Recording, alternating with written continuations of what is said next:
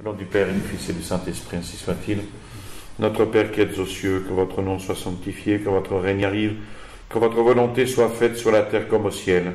Donnez-nous aujourd'hui notre pain de chaque jour. Pardonnez-nous nos offenses, comme nous pardonnons à ceux qui nous ont offensés. Et ne nous laissez pas succomber à la tentation, mais délivrez-nous du mal, ainsi soit-il. Saint Pie-X, au nom du Père et du Fils et du Saint-Esprit, ainsi soit-il. Alors, nous avions commencé les sources qui nous permettent de prouver les apparitions, la réalité des apparitions de Notre-Dame de Guadalupe. Donc dans les sources, il y avait le Nikan Mopo Ua, que nous avions vu. Ensuite, nous avions vu également le Codex 1548, ou Codex Escalada. Ensuite, nous avions également vu le récit primitif.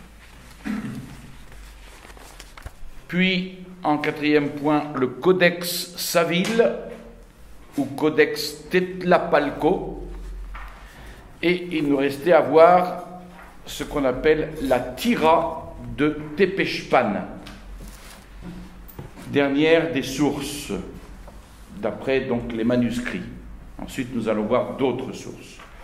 C'est un chapitre important parce que ça nous permet de prouver aux opposants que tout ce qu'on a vu jusqu'à maintenant, ce n'est pas de la fiction, mais bien une réalité. Alors, la Tira de Tepechpan, ce manuscrit est comme le précédent, mais il se lit dans le sens horizontal.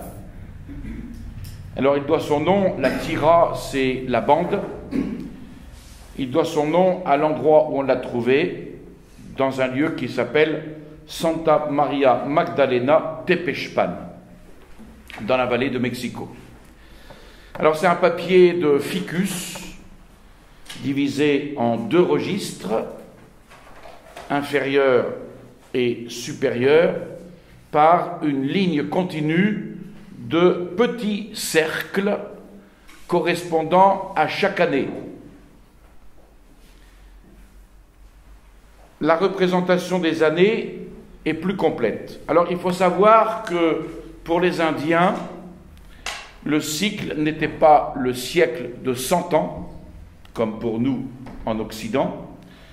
Ils utilisaient un cycle de 52 ans, construit sur 4 séries de 13 ans. Pourquoi faire simple? Chaque année représentée par des petits disques comportait un autre cercle au centre de ce disque, dégageant ainsi un espace en forme de couronne autour de ce centre. Dans le centre est figuré le symbole d'une des 4 séries de 13 années. Alors, quels sont ces symboles?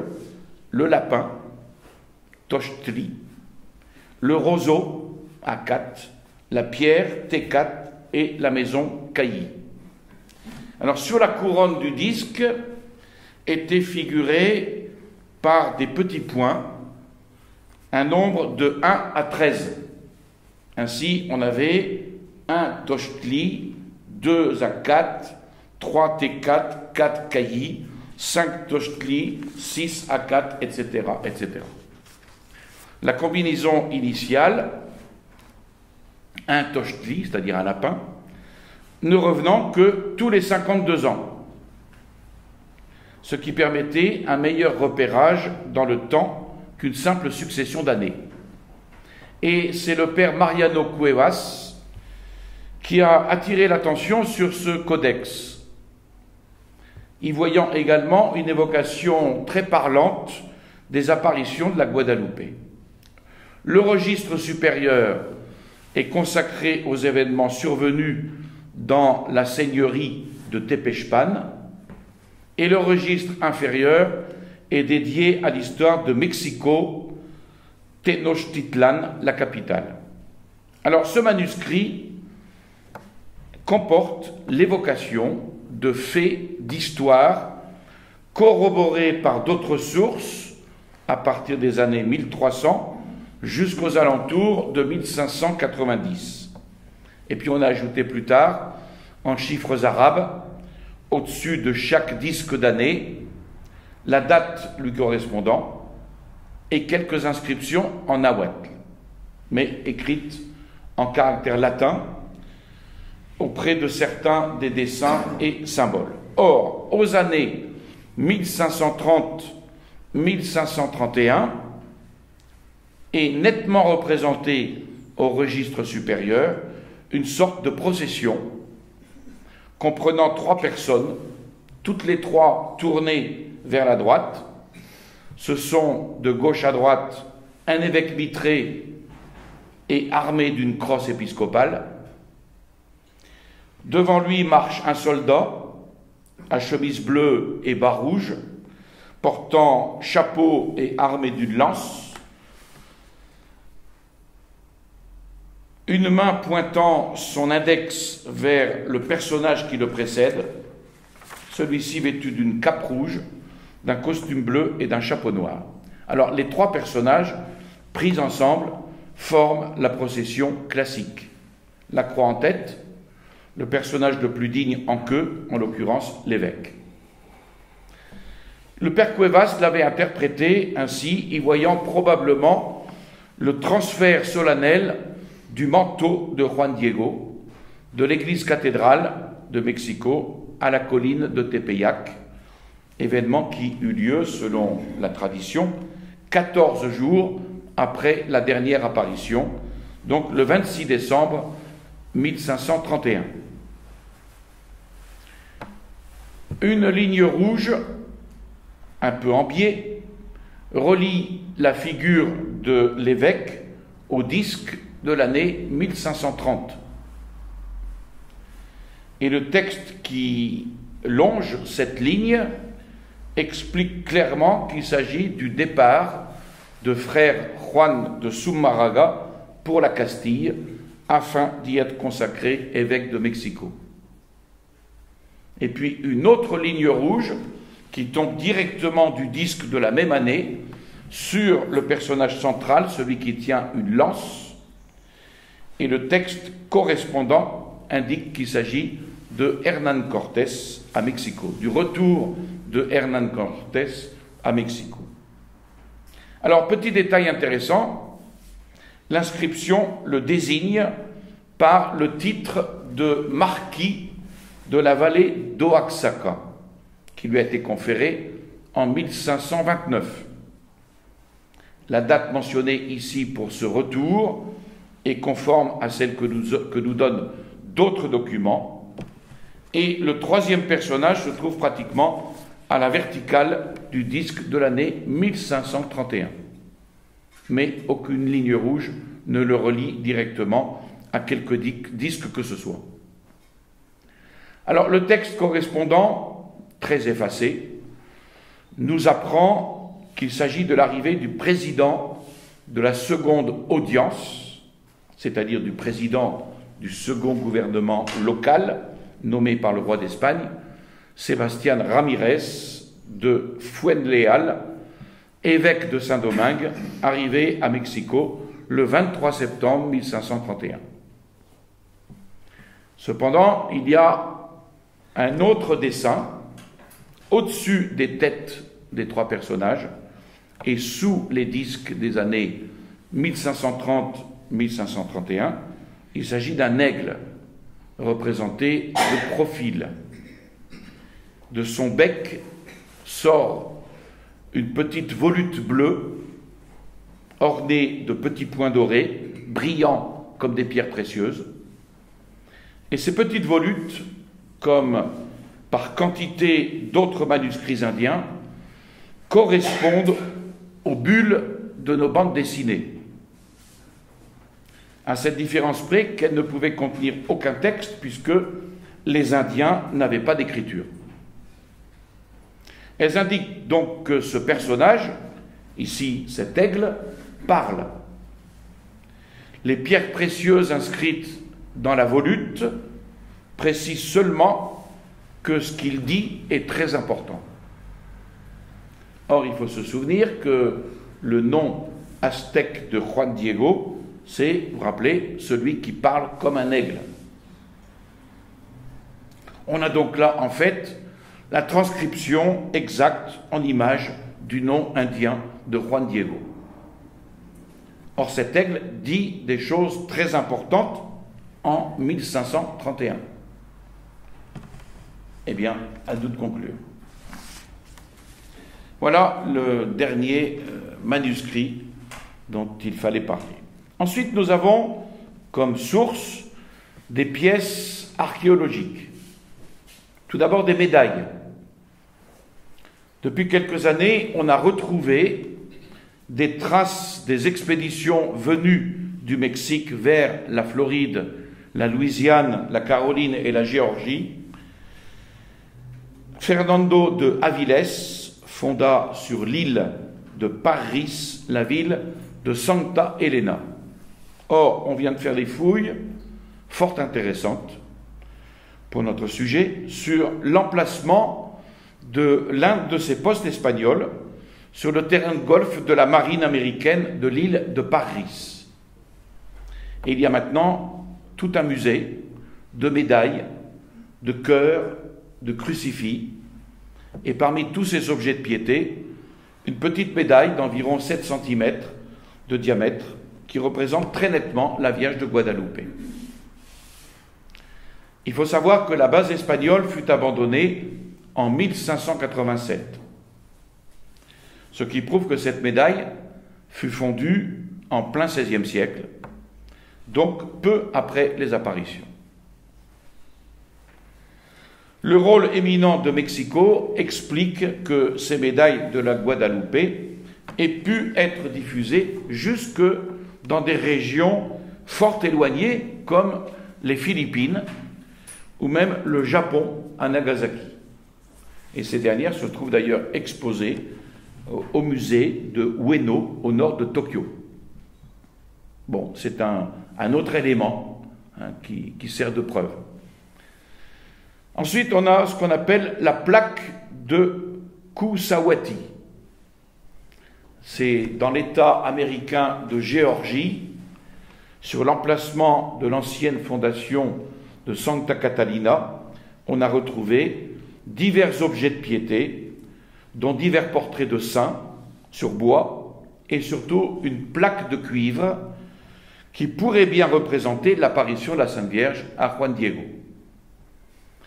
On sait que cette colonie avait été fondée par une expédition qui était partie de Mexico sous la direction de Luna jusqu'en Géorgie.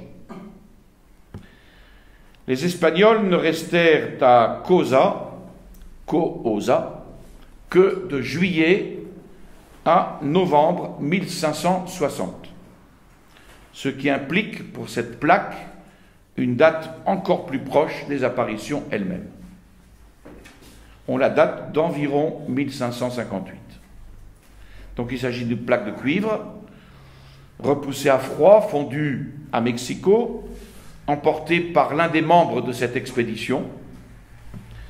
La gravure semble être l'œuvre d'un artiste indigène qui n'avait probablement jamais vu l'image de Guadalupe. Et ce bijou était conçu pour être porté au cou comme un collier ou un pectoral. On l'a retrouvé de fait accroché au cou d'une fillette dont le squelette gisait dans l'une des 400 tombes explorées à Puarch Farm sur la rive du fleuve Cozahuati.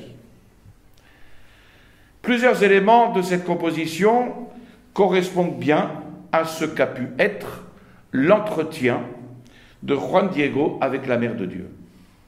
On y voit une femme de haute condition. Ce petit pectoral qu'elle porte en est le signe indiscutable et typiquement aztèque. Sa coiffure, très nette sur la gravure, correspond à celle d'une vierge, puisque d'après les usages en vigueur chez les anciens aztèques, elle tient un bouquet de fleurs de sa main gauche, tandis que la droite tend son index, signe de quelqu'un qui parle avec autorité. Devant elle se tient un homme, avec dans sa main gauche ce qui semble une fleur, et sa main droite tend aussi l'index, mais la paume vers le haut, ce qui correspond, dans le langage aztèque, à celui qui écoute et obéit. Derrière la femme se trouve une bête, dressée sur ses pattes arrière, qui pourrait représenter les forces du mal. Donc le fait que cette plaque ait été retrouvée si loin de Mexico ne fait aucune difficulté, parce que nombreux sont les documents qui attestent de la pénétration des Espagnols dans tout le sud des États-Unis actuels. Pour avoir été gravé sur cette plaque de métal, il fallait que l'événement correspondant ait été tenu pour vraiment extraordinaire. Voilà ce qu'en dit John Belmont, archéologue américain. Mon avis est qu'un Mexicain, voyant que les natifs importants portaient des colliers dédiés à des idoles païennes, a décidé de fabriquer ses propres colliers conformes à l'image chrétienne. Ensuite, il y a différentes allusions dans divers documents.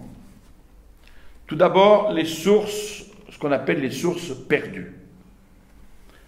Perdues, mais pour lesquelles il y a des témoignages parfaitement sûrs.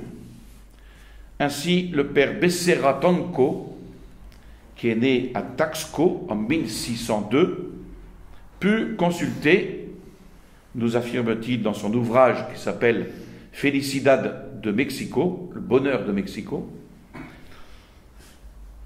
il a pu consulter des manuscrits faits selon la tradition orale.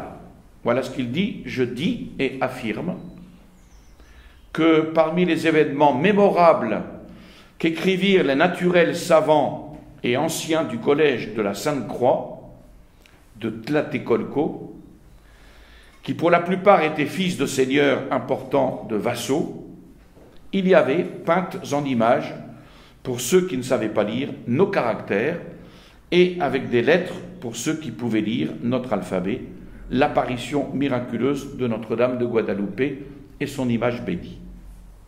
Becerra Tonco nous précise même davantage une de ses sources en nous racontant qu'il a vu chez Don Fernando Alva Itlitzochitl un de ses manuscrits racontant l'histoire du Mexique depuis environ 300 ans avant la conquête espagnole et jusqu'à bien des années après. Or, dit-il, parmi les événements qui s'étaient produits depuis la pacification de cette ville et royaume de Mexico, était représentée la miraculeuse apparition de Notre-Dame et son image bénie de la Guadalupe. Donc la valeur et la réputation aussi bien de Fernando Alva que de Becerra Tonco ne laissent aucun doute sur l'authenticité du témoignage. Seule manque malheureusement la date exacte de cette apparition, mais la mention de l'image suffit pour qu'il ne puisse s'agir d'une autre apparition. Lors de la première enquête ecclésiastique, menée auprès des derniers témoins indirects de l'apparition, nous avons aussi l'évocation par une indienne, Doña Juana de la Concepción, d'une bande dessinée concernant les événements de la Guadeloupe, qui était l'œuvre de son propre père. De même, Don Lorenzo Botturini Benaducci, italien venu au Mexique au début de 1736, fut tellement impressionné par l'image de la Guadeloupe qu'il entreprit la réunion de toute une collection de documents qui circulaient encore, parmi lesquels il y avait, je cite, une bande d'étoffe de coton, grande comme un linceul, sur laquelle figuraient beaucoup d'événements de la conquête du territoire de Tlaxcalteca, des gouverneurs de cette province, et ce qui m'émerveillait le plus, c'était l'image de Notre-Dame et patronne de Guadeloupe avec la représentation de son premier ermitage. Voilà donc quelques sources. Alors, chez les chroniqueurs, on peut signaler aussi une brève mention des apparitions par Don Juan Suárez de Peralta, qui était l'ancien maire espagnol de Cuautitlán. Cet ancien maire de la ville natale de Juan Diego vivait alors près de Tepeyac. Il s'agit donc d'un témoin très sûr. Or, dans son ouvrage, qui s'appelle « La découverte des Indes », publié en espagnol en 1589, il évoque rapidement les événements du Tepeyac à propos de l'accueil fait au vice-roi Martín Enríquez de Almanza. Voilà ce qu'il dit, ce qu'il écrit. À chaque village où il arrivait, on lui faisait de grandes cérémonies, comme il est d'habitude de faire pour tous les vice-rois qui viennent en cette terre.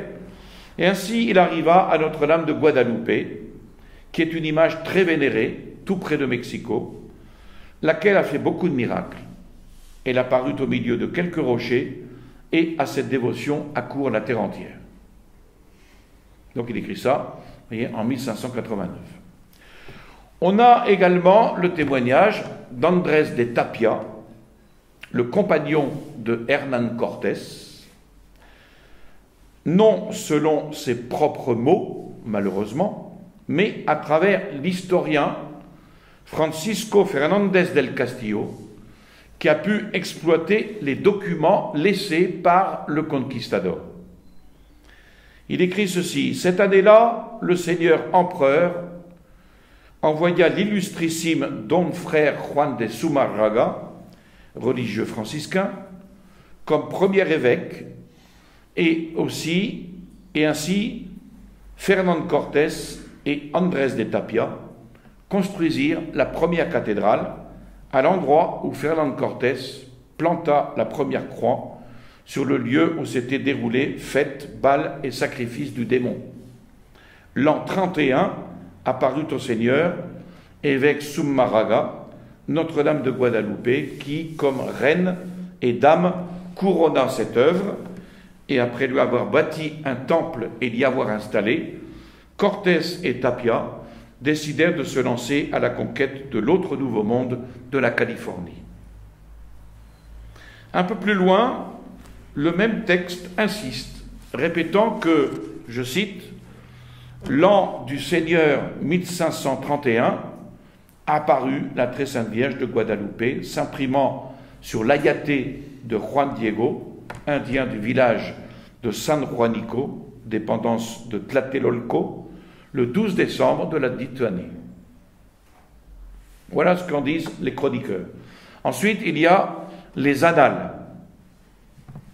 Dans les annales antiques de Mexico et de ses environs, qui se trouvent aujourd'hui, vous pouvez aller vérifier, à la Bibliothèque nationale d'anthropologie et d'histoire de Mexico, se trouve un certain nombre de copies et de documents anciens disparus, rédigés en nahuatl, accompagnés d'une traduction en espagnol, des textes extrêmement brefs, des textes où la correspondance entre les calendriers locaux et le calendrier européen est souvent approximative. On a des exemples tirés des annales de Tlatelolco, où la correspondance des deux calendriers comporte une petite erreur d'un an. Mais pour qui connaît la complexité des systèmes indigènes, cela n'a absolument rien d'étonnant. 1530. En cette année-là, arriva le président, pour la première fois, pour gouverner Mexico. Il s'agit de Sébastien Ramirez de Fuenleal. La même année arriva pour la première fois le prêtre, gouverneur-évêque, son nom vénérable, frère Juan de Zumarraga, prêtre de Saint-François. Et c'est alors que daigna apparaître notre précieuse mère de Guadeloupe. Dans les annales de Puebla et Tlaxcala, on trouve également ce texte, toujours très court et sans date, mais il mentionne pour la même année la fondation de la ville, qui eut lieu précisément en 1531. Voilà ce qu'on trouve. Cette année arriva le président, toujours Fuenleal, ici à Mexico pour gouverner. C'est alors que daigna apparaître notre précieuse petite mère de Guadalupe, là-bas à Mexico. Elle apparut en toute révérence à un humble Macéhual, son nom Juan Diego. En cette année fut fondée la ville de Cuetlaxcoapan, aujourd'hui Puebla. Un autre texte dans les mêmes annales, année 1531, les chrétiens fondèrent Cuetlaxcoapan. Cette même année daigna apparaître à Juan Diego, notre précieuse dame de Guadalupe de Mexico. Et peu après, on peut lire cette brève notice. Année 1548, daigna mourir Juan Diego, à qui apparut la très vénérable et précieuse dame de Guadalupe de Mexico. Et puis dans une autre série de documents, rassemblés sous le titre d'Annales de Bartolache, Xavier Noguez a relevé ce passage. Année 1531, les Castillans fondèrent Cuetlaxcoapan et daigna apparaître à Juan Diego, la précieuse dame de Guadalupe de Mexico, au lieu dit Tepeyac. Et plus loin, année 1548, daigna mourir Juan Diego. En toute révérence, lui apparut la précieuse dame de Guadalupe de Mexico. Voilà pour les annales. Ensuite, il y a les testaments,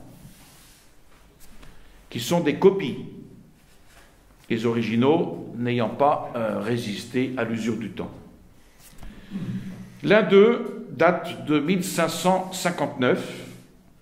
Il émane d'une habitante de Cuatitlan et qui comporte cette brève indication.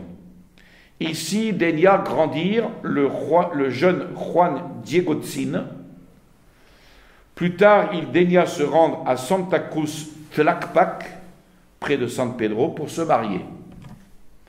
Il épousa une demoiselle du nom de Malintzin, qui mourut peu après. Ainsi, Juan Diego se retrouva-t-il seul. Après son départ, se produisit par sa médiation son miracle là-bas sur le Tepeyac, près duquel apparut la précieuse dame Sainte-Marie.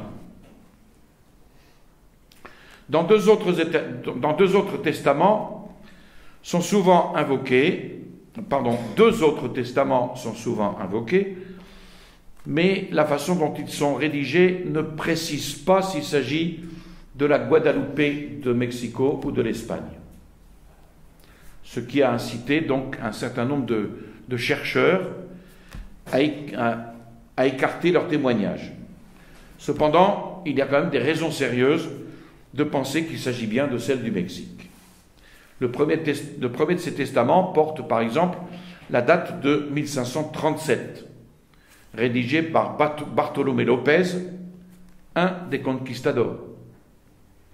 Et puis l'autre de Mario Gomez, du 18 janvier 1539. Dans le premier, il y a 2 paragraphes. Je demande à Notre-Dame de Guadalupe pour mon âme 100 messes payées sur mes biens. Et je demande qu'on dise en la maison de Notre-Dame de Guadalupe pour mon âme 100 messes payées sur mes biens. Alors certains chercheurs ont fait remarquer qu'il n'y avait pas d'institution habilitée à recevoir de tels dons à la Guadalupe d'Espagne avant 1560. Donc, ça veut dire qu'il s'agit bien de celle de Mexico. On connaît aussi d'autres testaments faisant explicitement référence à la Guadalupe du Mexique, un peu plus tardif, mais antérieur au premier tiers du XVIIe siècle.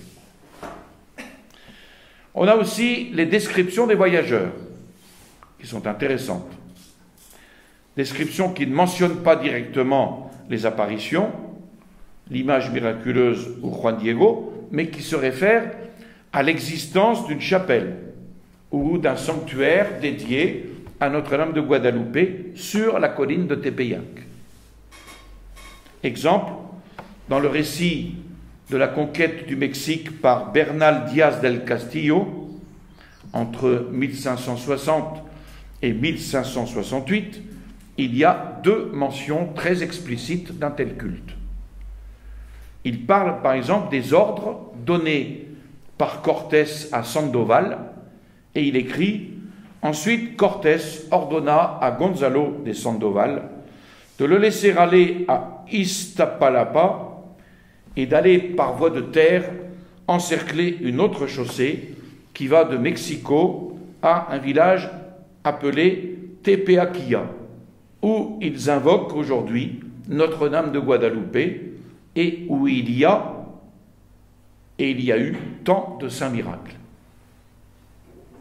Un peu plus loin, racontant le développement de la colonie et décrivant les édifices qui s'y trouvent, il énumère parmi eux, je cite, la Sainte Église de Notre-Dame de Guadalupe, qui se dresse à Tepeaquilla, où d'habitude s'installait le camp de Gonzalo de Sandoval quand nous allions à Mexico, et admirons les saints miracles qu'elle a fait et fait tous les jours, et rendons grâce à Dieu et à sa mère bénie Notre-Dame.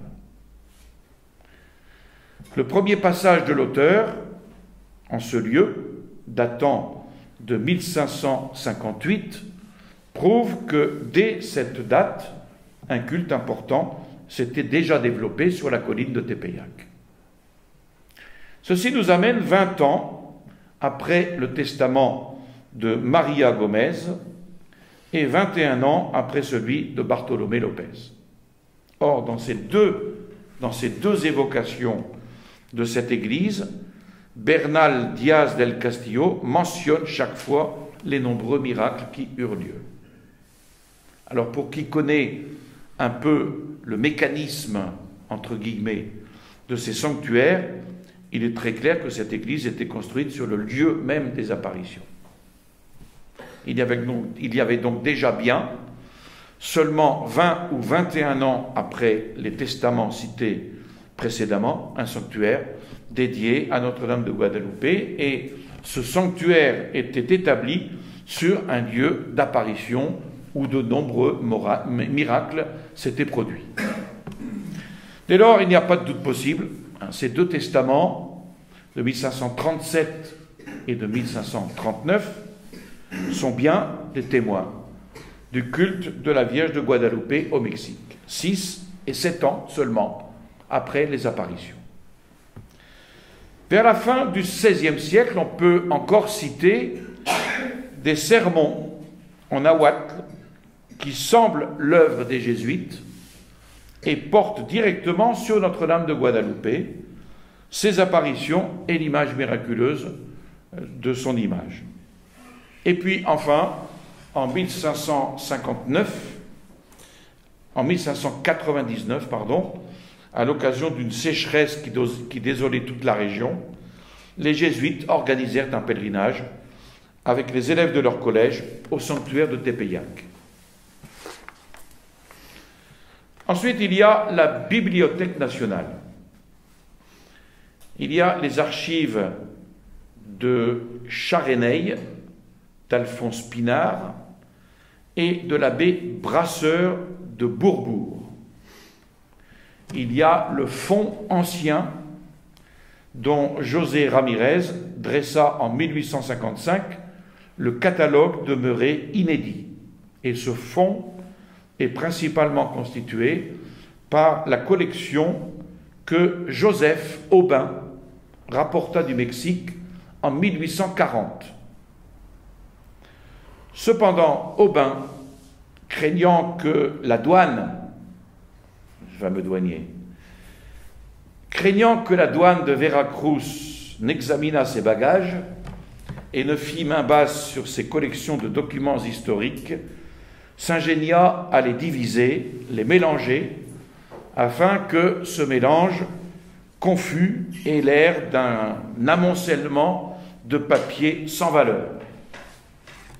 Il quitta ainsi le territoire mexicain en emportant sa collection entière, mais dans un tel désordre que lui-même n'eut jamais le courage de procéder à son classement. Les déménagements successifs ont occasionné des feuilles déchirées, des parties perdues, et peut-être jetées en partie au feu par des domestiques illettrés. Cette collection a été rachetée par Eugène Goupil dans l'intention de la léguer à la Bibliothèque nationale, et la collection fut classée tant bien que mal par Eugène Bobal. Et ce fonds ne comporte pas moins de 429 manuscrits. Frère Bonnet-Aymar a voulu les consulter. Il a voulu consulter la 8e relation de Chimalpaín, qui était un chroniqueur de 1579 à 1660. Et à l'année 1556, il trouve ceci. Après un paragraphe concernant la construction du mur d'enceinte de Mexico, Chimalpaín poursuit. Alors aussi eut lieu l'apparition de notre vénérée Mère Sainte-Marie de Guadalupe à Tepeyac.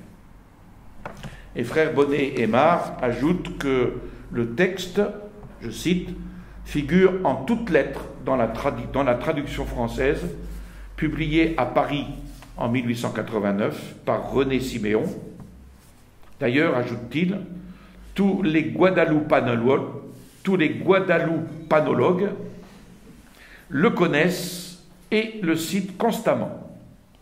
Les sources indigènes font état, en cette même année 1556, d'une apparition au fils d'un noble espagnol, Antonio Carvajal, de Notre-Dame de Guadalupe, qui le sauva d'une mort certaine en arrêtant son cheval emballé. Ce texte confirme par lui-même que Notre-Dame de Guadalupe était déjà bien connue en 1556.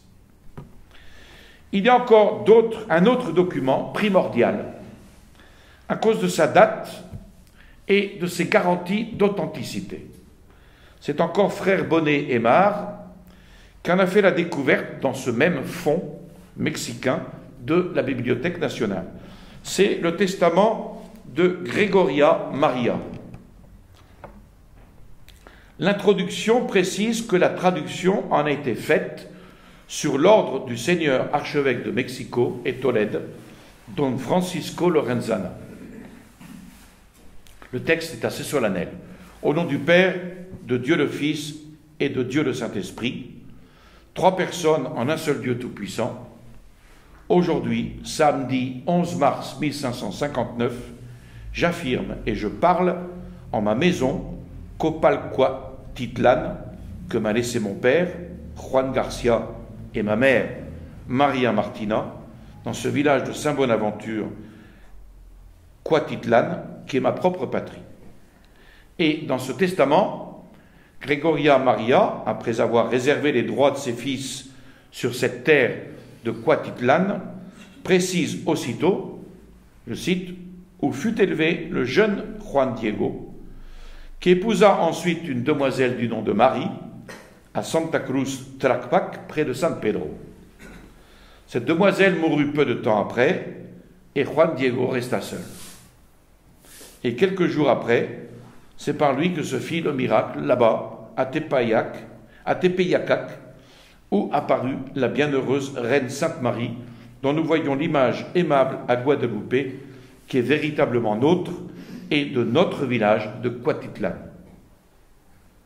Alors, ces quelques témoignages suffisent, mais sont quand même intéressants pour se convaincre de prétendre qu'il est faux de prétendre qu'il y a un silence complet entre le récit de Nican Mopohua et le début du XVIIe siècle.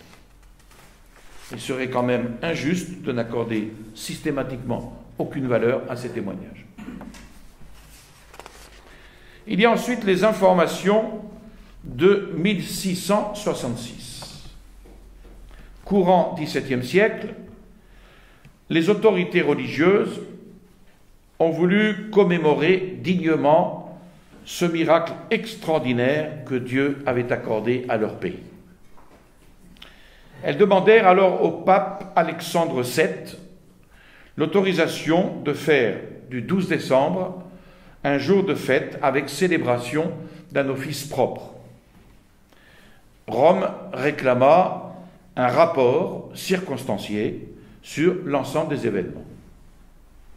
Le 11 décembre 1665, le chapitre métropolitain de Mexico décida donc la formation d'une commission d'enquête ecclésiastique qui fut menée par le chanoine Francisco Siles, professeur de théologie à l'Université de Mexico, et par Don Antonio de Gama pour les témoins hors de Mexico. Donc 135 ans après, il n'y avait plus de témoins directs. Et les rapports envoyés à Rome ne portaient donc que sur ce que des témoins avaient pu voir et entendre dans leur enfance au sujet des apparitions et de l'image miraculeuse. Quelques médecins, quelques peintres furent invités à examiner l'image de près et à rendre leurs conclusions. 20 témoins furent retenus, 8 originaires de Cuautitlán, village où naquit Juan Diego entre 55 et 115 ans, les témoins, 12 Espagnols, 10 ecclésiastiques et 2 laïcs. Un questionnaire fut établi et entre le 7 et le 22 janvier 1666, une commission commença donc à enregistrer ces témoignages. Celui des Indiens est particulièrement important. Il s'agissait, au dire de la commission d'hommes et de femmes, respectables et dignes de foi, mais aucun d'eux ne parlait l'espagnol. Il fallut recourir à des interprètes. Ils ne pouvaient donc pas avoir été influencés par les textes déjà publiés entre-temps au sujet des apparitions. Chacun d'eux pouvait raconter ce qu'il avait entendu dire par ses parents ou par ses grands-parents. Il s'agit donc de traditions orales. Parmi ces témoins, il y eut Marcos Pacheco, qui était un métis de plus de 80 ans, qui rapporte ce que sa tante Maria lui a raconté. Gabriel Suarez, un Indien de 110 ans. Andrés Juan, un Indien de 112 à 115 ans, on ne sait pas trop. Juana de la Concepción, une Indienne de 85 ans. Pablo Suarez, gouverneur indien de 78 ans. Martin de San Luis, un Indien de 80 ans. Juan Suarez, un Indien de 100 ans. Et Catarina Monica, une Indienne de 100 ans. Tous ces témoins ont donné des détails intéressants. Ils affirment tous, sans se tromper, que Juan Diego était du quartier de Tlayacac. Ils ont rapporté également quantité de précision. Et tous ont donné le nom de l'oncle de Juan Diego, racontant l'histoire de sa maladie. La plupart relatent également l'épisode de Juan Diego, vous vous en souvenez, prenant un autre chemin pour essayer d'échapper à la mère de Dieu. Ces témoins indiens ont donc raconté leurs souvenirs en toute liberté, ne se laissant pas trop obnubilés par le questionnaire qui leur avait été préparé, mais rapportant ce qui les avait frappés, ce qui les avait touchés, en toute liberté. Et donc tout, dans leur témoignage, respire vraiment l'authenticité. Quant aux témoins espagnols, ils s'en tinrent au questionnaire qui ne portait que sur le miracle des fleurs et l'apparition de l'image de la Vierge devant l'évêque. Alors il y en a un, c'est Don Miguel Sanchez, prêtre, qui avait lui-même déjà mené une enquête, notamment auprès du prêtre qui avait en charge l'ermitage édifié sur le lieu des apparitions. Il avait mis ses notes en forme dans un ouvrage publié en 1648 qui s'intitule « Image de la Vierge Marie ». Il mentionne déjà dans son livre cette grande procession qui avait tant frappé les témoins indiens, en précisant la date, 26 décembre 1531. Et c'est lui qui nous apprend qu'à partir de 1647, l'image miraculeuse eut droit à la protection d'une vitre. Ensuite, il y a un dominicain de 85 ans, un franciscain de 55 ans, un augustin qui était responsable de la province du Saint-Nom de Jésus, 66 ans, dont les informations viennent de son grand-père, qui était président de la chancellerie royale de Mexico, et de son père, qui était capitaine de la garde du vice-roi.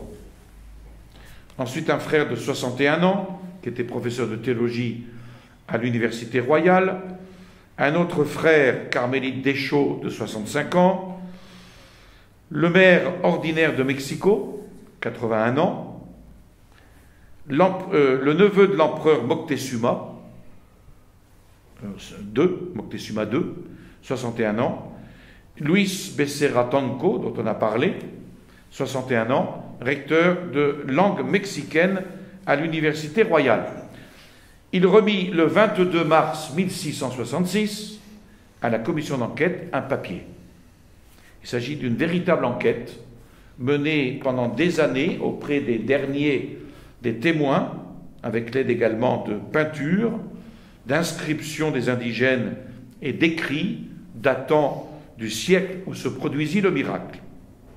Il étudia également des chants composés par les Indiens en l'honneur de Notre-Dame de Guadalupe, et on lui doit un certain nombre de renseignements complémentaires.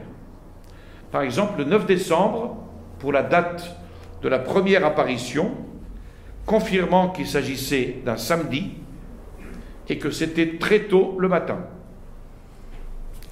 Juan Diego aurait non seulement entendu sur le sommet de la colline de Tepeyac une musique sonore et douce, mais aussi vu un arc-en-ciel.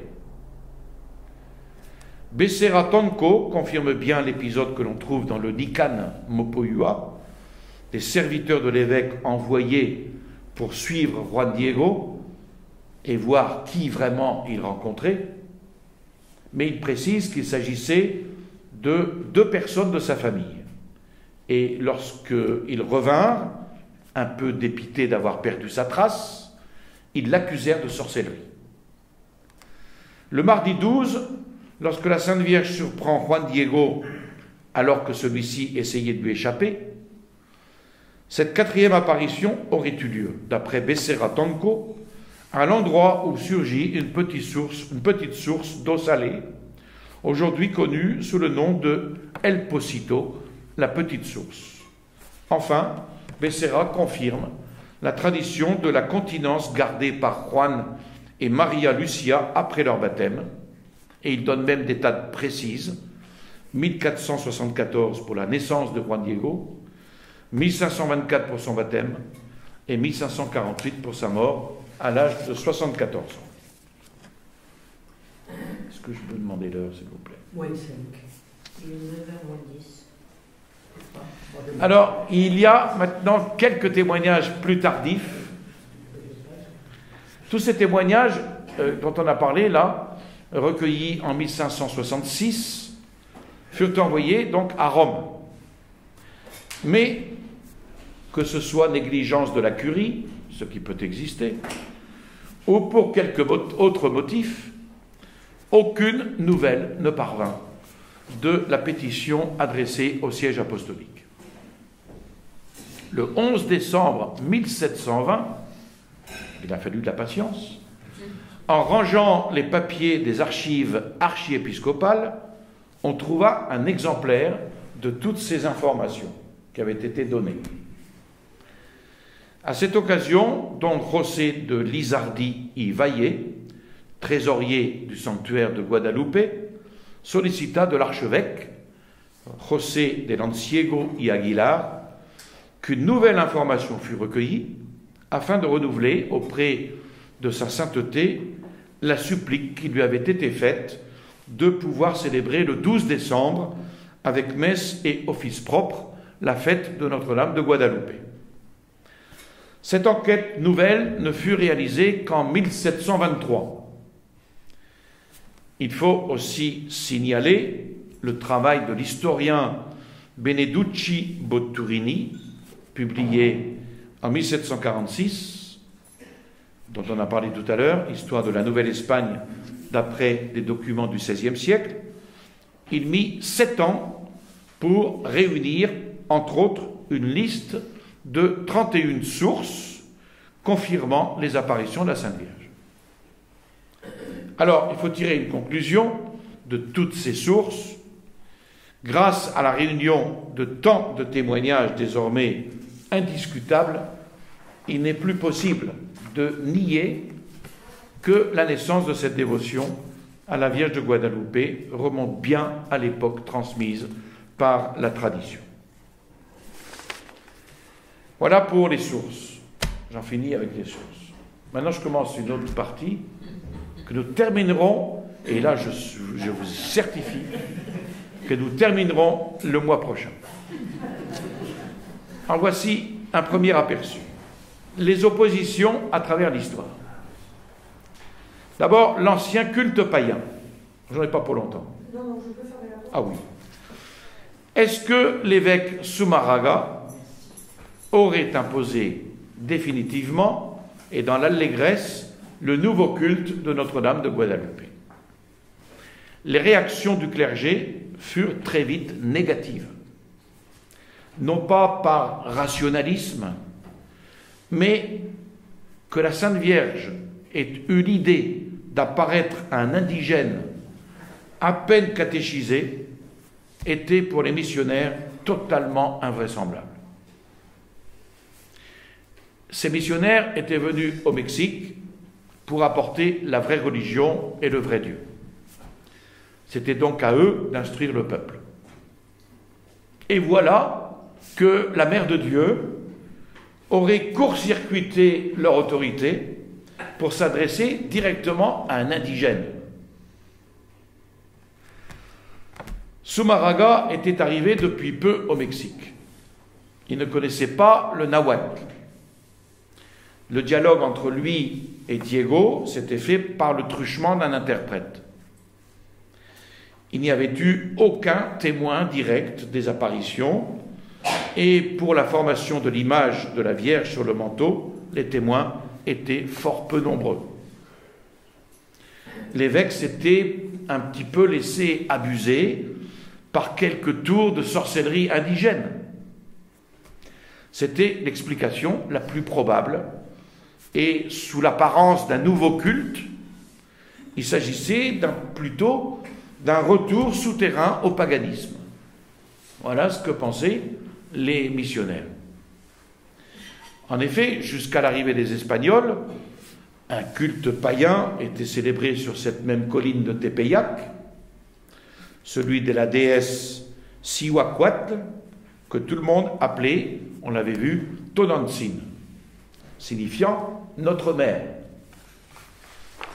Elle était figurée par une statue taillée dans la pierre de la colline de Tepeyac, et à cette déesse était voué tout un culte. Le jeune Juan Diego a vraisemblablement connu les festivités païennes liées à ce culte, peut-être même y a-t-il participé avant sa conversion. Ce qui est certain, c'est qu'au moment des apparitions, la statue de Tonantzin avait déjà disparu. Partout où passaient les Espagnols, ils renversaient, à juste titre, et détruisaient, encore plus à juste titre, toutes les représentations des dieux aztèques. L'œcuménisme fracassant n'existait pas, parce qu'on était catholique à l'époque. Or, l'armée des conquistadors dut camper précisément là, pendant les 75 jours que dura le siège de Mexico. Et le révérend père Juan Diaz et le capitaine Gonzalo de Sandoval plantèrent sûrement sur le sommet de la colline de Tepeyac comme ils le firent partout, une croix de bois avec un socle en pierre. Et des documents anciens comportant des dessins montrent même qu'ils y avaient déjà fait construire un petit ermitage bien avant les apparitions entre 1526 et 1531. Alors, je terminerai aujourd'hui sur deux principaux témoins, le silence de deux principaux témoins, Bernardino de Sahagún. Cela ne suffisait pas à rassurer pleinement tous les prêtres missionnaires. Et en tout premier lieu, frère Bernardino de Sahagún, qui était arrivé au Mexique en 1529, 2 ans avant les apparitions et le miracle de son image. Il fut nécessairement parfaitement au courant de l'événement.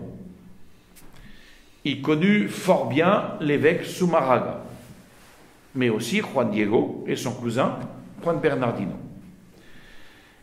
Il fut en outre le professeur et l'ami de celui qui a rédigé en nahuatl le récit complet de cette histoire fantastique. On s'attendait donc à trouver dans ces écrits, dans ces nombreux écrits de frère Bernardino de Sahagún, un écho de ces apparitions. Or, contre toute attente, c'est le silence complet. Bien pire, lorsqu'il parle du culte qui se déroule sur la colline de Tepeyac, non seulement ce n'est pas pour évoquer les apparitions qui ont eu lieu, mais pour y dénoncer les risques de dérive. Les sceptiques avaient une raison sérieuse de douter de la réalité des faits. Voyez comment il dénonçait ce danger. Je cite: « Près des montagnes, il y a 3 ou 4 endroits où se déroulaient habituellement des sacrifices très solennels pour lesquels on venait de très loin.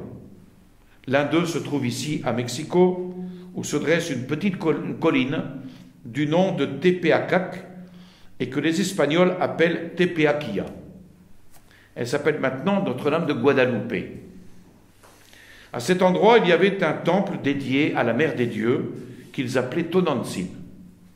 Là-bas, ils faisaient de nombreux sacrifices en l'honneur de cette déesse et ils venaient à elle de très loin, de plus de 20 lieues de toute cette région de Mexico. Ils y apportaient beaucoup d'offrandes, venaient à ces fêtes, hommes, femmes, jeunes gens, jeunes filles. Il y avait en ces jours un grand concours de peuple, et tous disaient « Allons à la fête de Tonantzin ». Et maintenant qu'est édifiée là-bas l'église de Notre-Dame de Guadalupe, ils l'appellent encore Tonantzin, sous prétexte que les prédicateurs donnent à Notre-Dame le nom de Mère de Dieu, donnent à Notre-Dame, la Mère de Dieu, le nom de Tonantzin. D'où vient cette fondation de cette Tonantzin? On ne le sait pas avec certitude. Mais ce qu'on sait avec certitude, c'est que ce nom désigne depuis sa première imposition cette ancienne Tonantzin. Et c'est une chose qu'il faut corriger. Car le vrai nom de la Mère de Dieu, Notre-Dame, n'est pas Tonantzin, mais Dieu Inantzin, c'est-à-dire Mère de Dieu. C'est une invention qui semble satanique pour maintenir l'idolâtrie grâce à l'équivoque de ce nom Tonantzin. Et ils viennent aujourd'hui voir cette Tonantzin de très loin, d'aussi loin qu'avant, dévotion très suspecte, car il y a de nombreuses églises de Notre-Dame, et ils ne vont pas à celle-là, mais ils viennent de très loin vers cette Tonantzin comme autrefois. Ce dernier point était particulièrement important pour les missionnaires. Un de leurs soucis majeurs, c'était d'arracher les Indiens à toute forme d'idolâtrie. Pour cela, ils essayaient de les former à ne s'attacher à aucune image, aucune croix en particulier, pour être sûrs que leur vénération allait vraiment au Christ ou à la Très Sainte Vierge et non à leur représentation. Et cette prédilection pour la Vierge de Guadalupe, et qui plus est pour son image, leur paraissait donc tout à fait suspecte.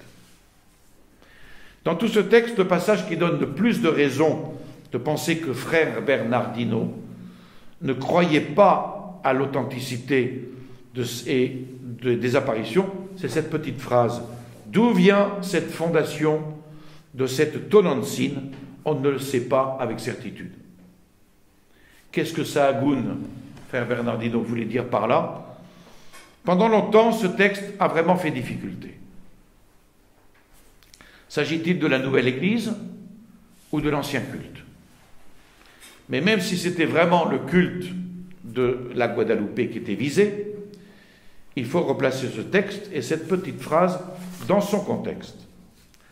Zumarraga, l'évêque des apparitions, est mort en 1548, la même année que Juan Diego.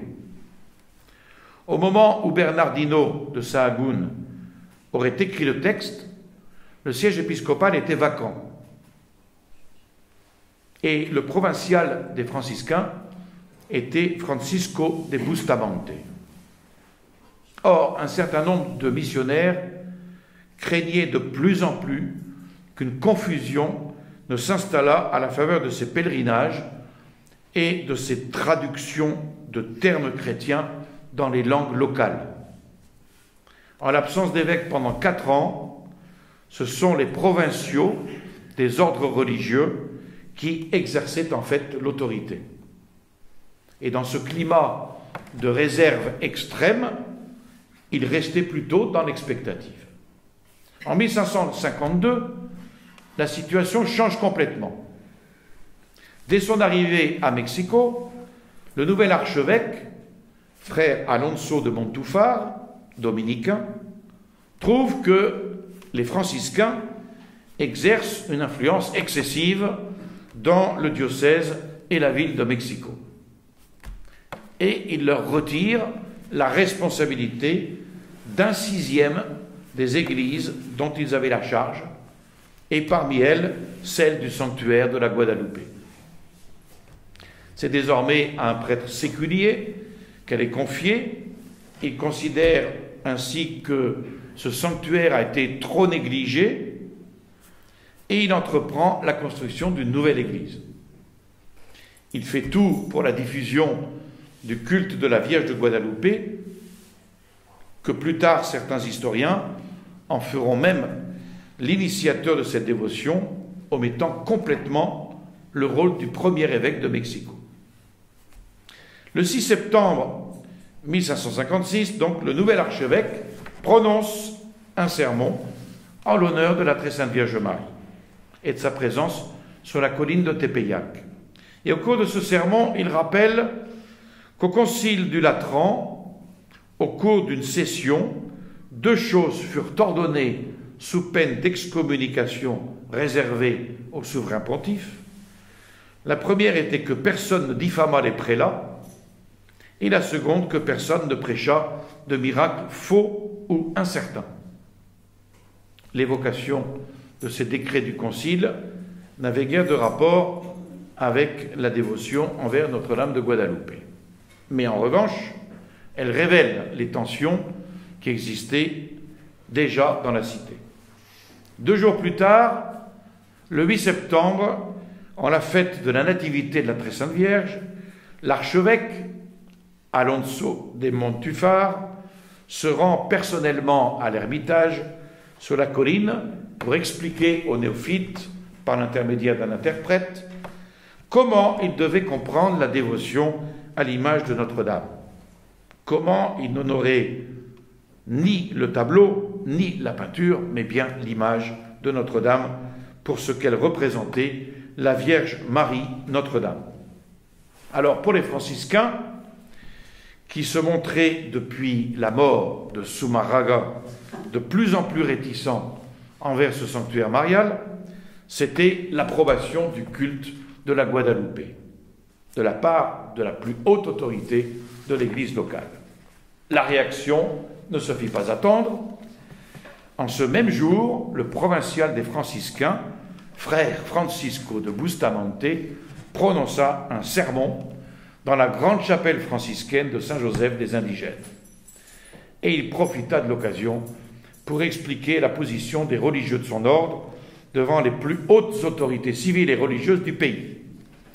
Il protesta énergiquement contre la façon dont le clergé séculier développe ce culte sans fondement. Il lui sembla que la dévotion de cette ville envers un ermitage, maison Notre-Dame, dénommé de Guadalupe, je cite, était très préjudiciable aux indigènes, puisque pareille et chose faisait croire que cette image peinte par un Indien faisait des miracles et était Dieu. Alors que les missionnaires s'étaient donné tant de peine pour faire comprendre aux Indiens que les images n'étaient que du bois et de la pierre et qu'on ne devait pas les adorer. De plus, on offensait Dieu notre Seigneur selon les informations qu'il avait pu recueillir. Il critique enfin les aumônes, affirmant ne pas savoir à quoi elles étaient destinées. Enfin, que le premier qui parlerait de miracles serait fouetté 100 fois. Il pensait donc que c'était une erreur que de faire croire aux Indiens qu'ils pourraient obtenir des miracles et qu'une fois déçus, ils perdraient toute dévotion. On sait que le lendemain, 9 septembre, l'archevêque ouvrit une instruction contre le provincial des franciscains. Ce sermon fit grand scandale, car la dévotion à Notre-Dame de Guadalupe était déjà bien établie dans le cœur d'une bonne partie de la population, et pas seulement indienne. Et pourtant, très curieusement, il ne laissa très vite aucune trace. Alors, pour mettre fin à ce conflit d'autorité, une enquête fut décidée, ne portant que sur l'éventuelle contamination du culte chrétien de Notre-Dame de Guadalupe par les cultes païens antérieurs.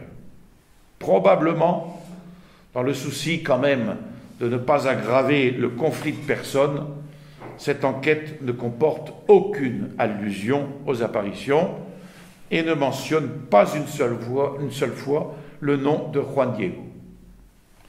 Il faut ajouter aussi que la querelle entre l'évêque et le provincial semble avoir cessé brusquement sans que l'on sache comment. Mais un détail change tout. Le texte de frère Bernardino de Sahagún, qui fait tant difficulté, se trouve dans un manuscrit qui est appelé le Codex Florentin, qui se trouve à Florence en Italie, conservé à Florence. Il s'agit d'un passage de l'œuvre majeure du frère Bernardino de Sahagún, son histoire générale des choses de la Nouvelle-Espagne. Ce manuscrit est bilingue, nahuatl-espagnol, mais l'original est en nahuatl. Le castillan n'est que la traduction faite par Sahagún lui-même. Or, tout le passage, si critique envers Notre-Dame de Guadalupe, ne se trouve pas dans le texte original. Il s'agirait d'une interpolation dans la traduction espagnole. De toute façon, il ne faut pas isoler ce passage de son contexte. Dans ces pages, Sahagún ne dénonce pas les risques de déviation, seulement à propos de la Guadalupe. Il cite également 2 autres sanctuaires où les Indiens avaient rendu des cultes païens. Il ne peut pas non plus ignorer vraiment d'où venait le culte de la Vierge de Guadalupe sur le Tepeyac, puisqu'il écrivit lui-même en 1564 que depuis son arrivée en 1529, il s'était informé sur tout ce qui concernait les affaires religieuses auprès des premiers missionnaires franciscains. Ce qu'il peut ignorer en revanche, c'est d'où venait exactement l'ancien culte de la Tonantzin. Il ne s'agirait donc vraiment dans ce texte que de dénoncer une déviation toujours possible. Et ce qui semblerait confirmer cette interprétation, ce sont des textes où frère Bernardino de Sahagún a exprimé son admiration pour la religion profonde des Indiens, au-delà de leurs pratiques sanglantes, et notamment la façon dont ils soulignent leur monothéisme. Le 25 décembre 1570, il écrit d'ailleurs au pape Saint Pie V, cette opinion ou croyance, je l'ai trouvée dans toute cette Nouvelle-Espagne. Ils tiennent qu'il y a un Dieu qui est pur esprit, tout-puissant, créateur et maître de toutes choses. Ils lui attribuent toute sagesse et beauté et béatitude. Voilà. Nous verrons la prochaine fois le témoignage de Zumarraga, le silence de Zumarraga.